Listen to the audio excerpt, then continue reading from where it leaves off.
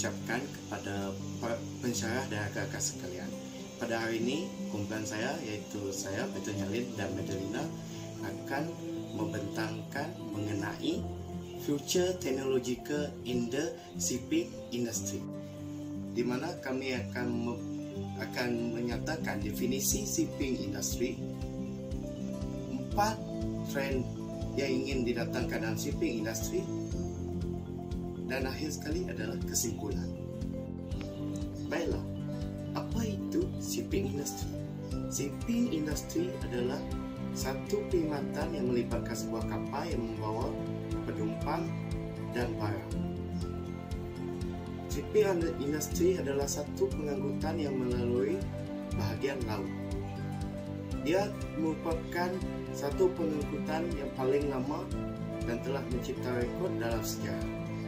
Namun, pada masa kini, perkhidmatan shipping industry agak kurang untuk penumpang kerana ada penerbangan. Tetapi shipping industry ini mempunyai kos yang lebih murah. Trend yang seterusnya adalah greener shipping. Greener shipping adalah satu langkah yang diambil oleh pihak dalam industri shipping untuk mengurangkan kesan gas karbon di dunia dengan menggunakan teknologi yang lebih hijau, iaitu menggunakan bahan kos, di mana pihak dalam shipping industry menggunakan bahan minyak yang lebih cermat, yang ada elemen unsur hijau, di mana dengan mereka bentuk badan kapal yang lebih cekap dan kipas yang lebih cekap membolehkan sesuatu perancangan untuk kapal itu berlayar adalah lebih jimat kos bahan apinya. Trend yang terakhir adalah solar and wind power of ship. Industri perkapalan sedang meneroka tenaga yang boleh diperbaharui untuk armada perkapalan pada masa hadapan, di mana industri perkapalan ini berusaha untuk mewujudkan sistem di mana untuk mengurangkan bahan api di dalam kapal dengan menambah kuasa daripada turbin angin dan solar panel di atas kapal, iaitu tenaga yang boleh diperbaharui daripada angin dan matahari. Selamat pagi, saya ucapkan kepada pencara. Saya Madalina Mani. Saya akan meneruskan lagi tentang 2 future technological trends in the shipping industry. Yang seterusnya adalah digital sensoring. Digital sensoring ini adalah satu teknologi untuk memantau operasi dan prestasi kapal yang semakin meningkat dalam kecanggihannya.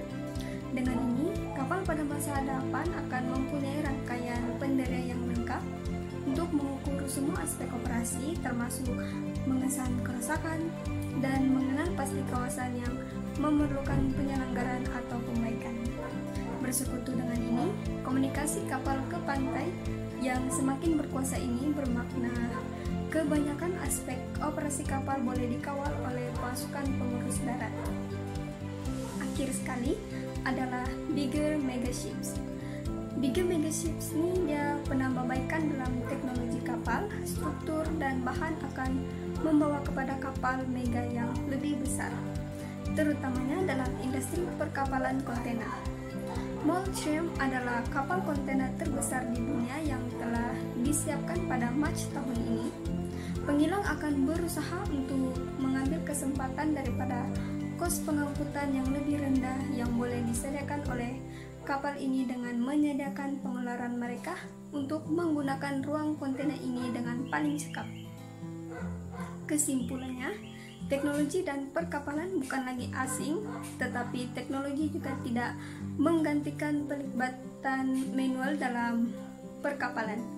Adalah penting bahwa teknologi dilihat sebagai alat yang berharga untuk membantu operasi perkapalan dan digunakan dengan sewajarnya. Semua teknologi yang ada, jika digunakan dengan betul dan kerap dikemas kini, boleh memastikan industri perkapalan yang lebih cekap dalam masa terdekat. Itu sahaja dari kumpulan kami. Sekian dan terima kasih.